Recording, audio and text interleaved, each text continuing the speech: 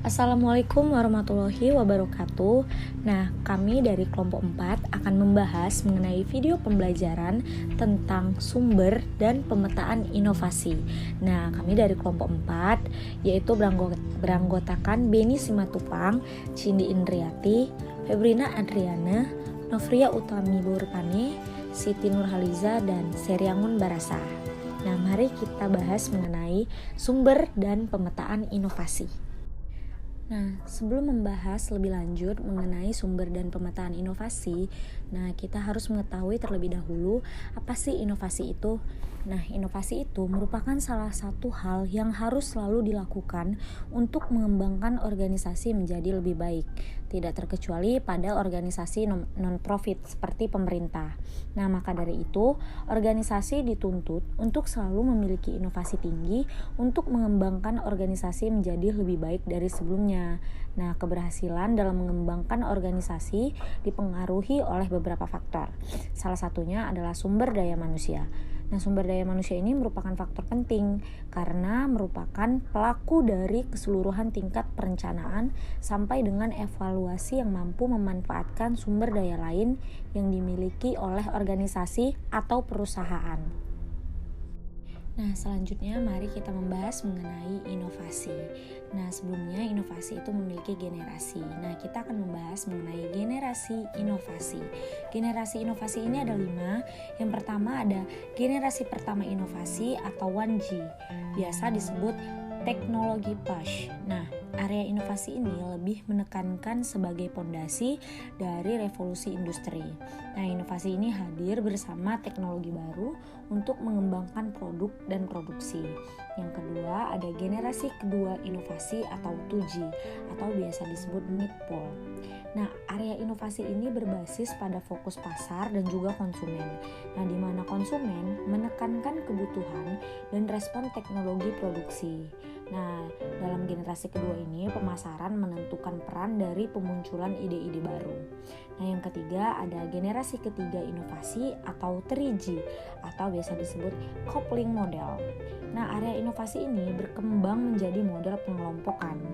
Pemasaran di dalam inovasi ini mungkin membutuhkan ide-ide baru, namun teknologi produksi memberikan solusinya.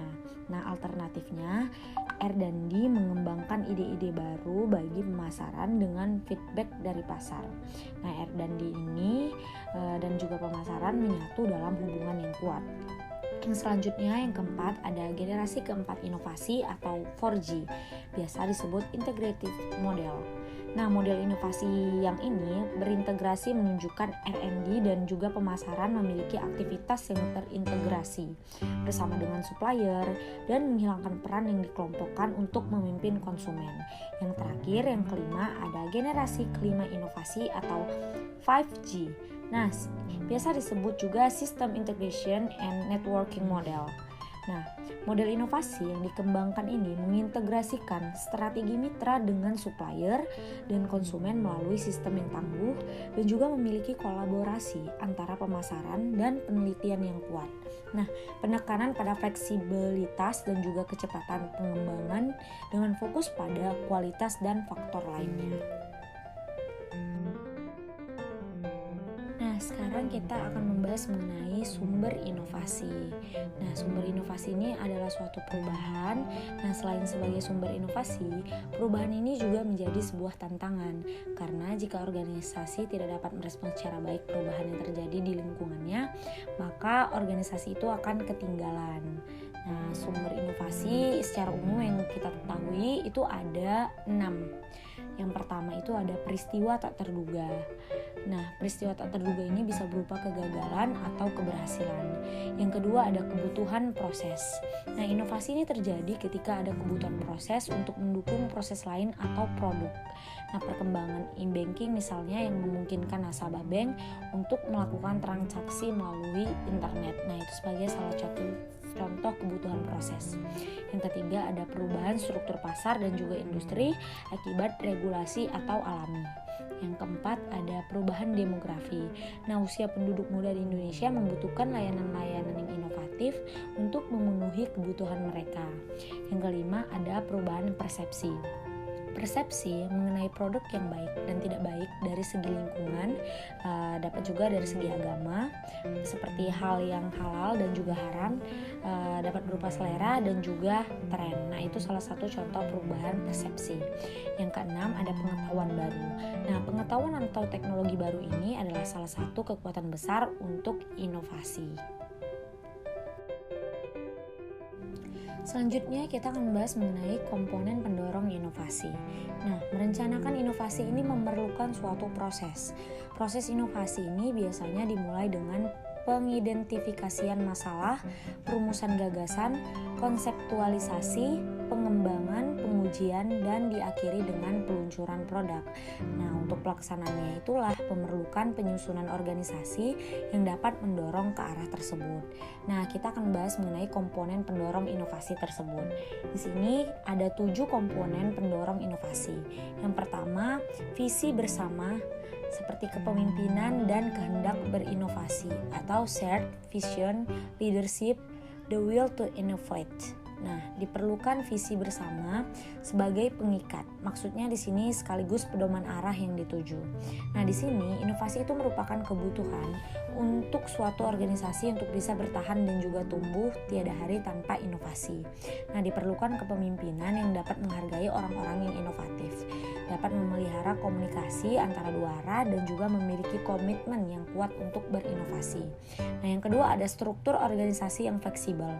Di samping pendelegasian wewenang, struktur yang bersifat organik sebagai kebalikan struktur organisasi yang bersifat mekanistik, potensial untuk mendorong inovasi. Nah, yang ketiga ada individu-individu kreatif.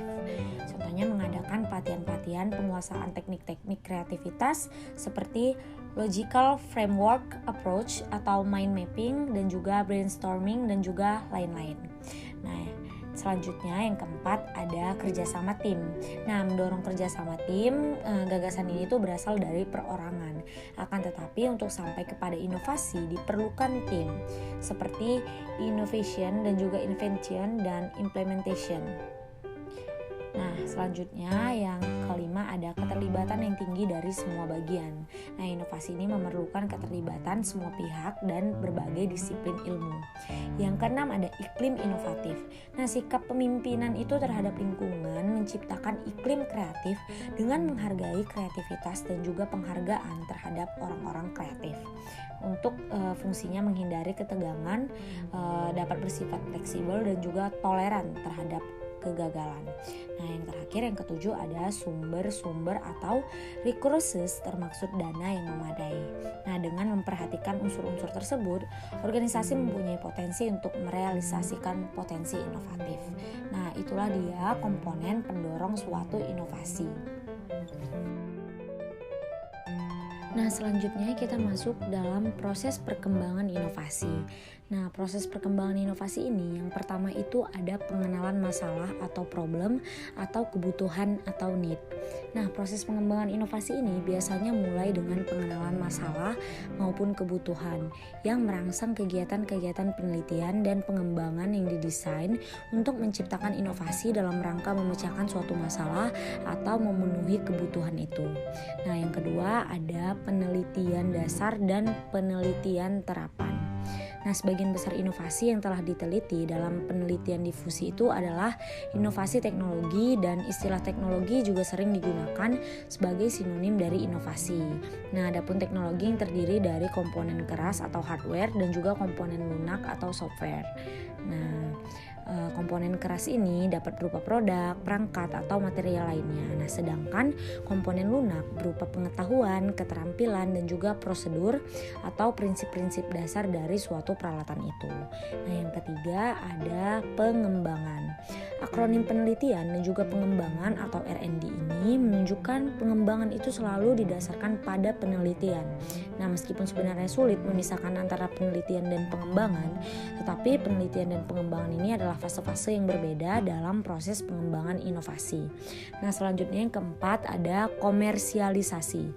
Nah, komersialisasi ini adalah pemproduksian, pempabrikan, pengemasan, pemasaran, dan pendistribusian suatu produk yang mewujudkan suatu inovasi. Nah, selanjutnya ada difusi dan adopsi. Salah satu keputusan yang paling penting dalam seluruh proses pengembangan inovasi ini adalah mulai difusi menyebar inovasi kepada adopter-adopter yang potensial.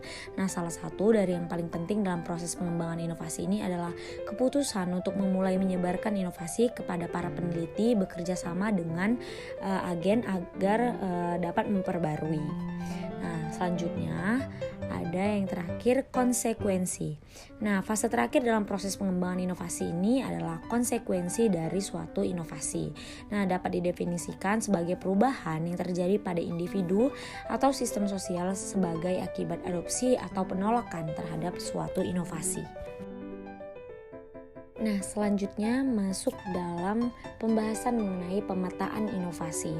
Nah, pemetaan inovasi ini merupakan sebuah metode yang dapat digunakan untuk mengidentifikasi posisi dan peran pemangku kepentingan. Nah, pemetaan dilakukan dengan beberapa tahapan, yaitu mendefinisikan ekosistem dan mengidentifikasi pemangku kepentingan, aturan, peran, input, dan juga output. Nah, identifikasi dapat dilakukan dengan menganalisis proses inovasi yang dilakukan aktor dan interaksi antar aktor. Selanjutnya kita akan membahas mengenai pemetaan inovasi dan juga contoh kasus. Nah, di sini ada 9 konsep pemetaan inovasi. Nah, yang pertama itu ada customer segments. Nah, customer segments ini menggambarkan beberapa segmen pelanggan yang menjadi fokus pelayanan. Nah, dalam hal ini fokus pelanggan itu seperti contohnya dalam maskapai penerbangan, penumpang yang meliputi penumpang bisnis seperti wisatawan, dan juga travel dan yang lainnya.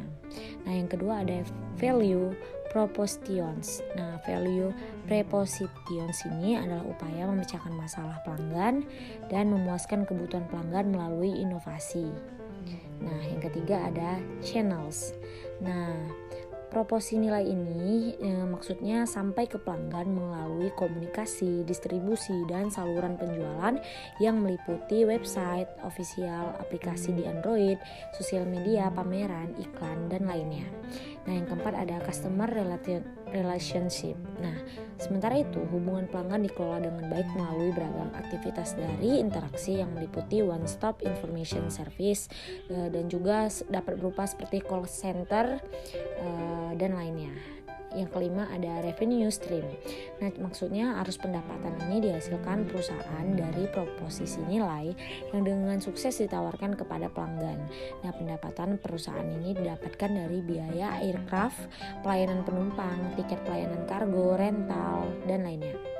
Nah, yang keenam ada key resources. Nah, sumber daya utama itu adalah aset yang diperlukan untuk menawarkan dan memberikan semua elemen yang telah dijelaskan sebelumnya.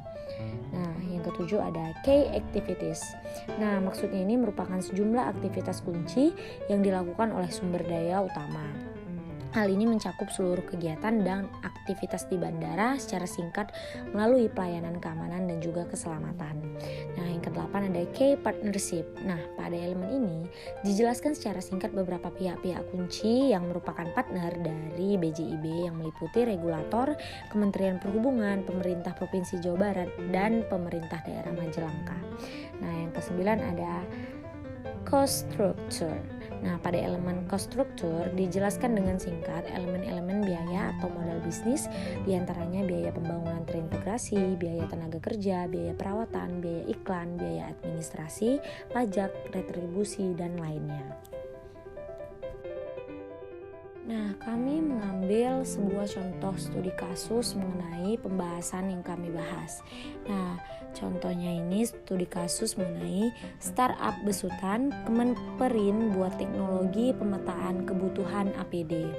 Nah, platform atau GeoMapit ini merupakan perangkat lunak cloud computing yang akan menjadi solusi layanan dalam pengembangan sistem informasi geografis untuk mengumpulkan, mengelola, memvisualisasikan, dan menganalisis data geospasial. Nah, teknologi ini bisa memposisikan pemetaan dan penginderaan ekosistem terintegrasi untuk semua orang yang tidak memerlukan keahlian dalam GIS atau teknik tata ruang. Nah, teknologi tersebut juga dapat digunakan oleh siapa saja secara massal. Nah, menariknya, data ini disajikan dalam tampilan 3 dimensi yang bakal mudah dipahami oleh masyarakat. Nah, melalui inovasi ini, masyarakat dapat melihat distribusi APD dengan mudah pada tampilan peta, sehingga dapat melihat daerah mana saja kebutuhannya yang sudah terpenuhi dan daerah mana yang masih membutuhkan APD, dan dapat tersampaikan dengan jelas. Nah, itu adalah contoh studi kasusnya. Nah, berdasarkan materi-materi yang telah disampaikan tadi, maka ditarik kesimpulan. Yang pertama, salah satu sumber inovasi itu adalah terjadinya perubahan. Nah, selain sebagai sumber inovasi, perubahan juga menjadi sebuah tantangan jika suatu organisasi itu tidak dapat merespons secara baik perubahan yang terjadi di lingkungannya. Nah, kesimpulan yang kedua, proses inovasi ini biasanya dimulai dengan pengidentifikasian masalah, perumusan gagasan, konseptualisasi, pengembangan, pengujian, dan diakhiri dengan peluncuran produk. Nah, untuk pelaksanaannya memerlukan suatu penyusunan organisasi yang dapat mendorong ke arah tersebut. Nah, sekian hasil pemaparan materi dan video pembelajaran dari kami kelompok 4. Semoga dapat bermanfaat dan berguna bagi para pendengar dan pelihatnya. Kami dari kelompok 4 mengucapkan terima kasih. Kami akhiri dengan Assalamualaikum warahmatullahi wabarakatuh.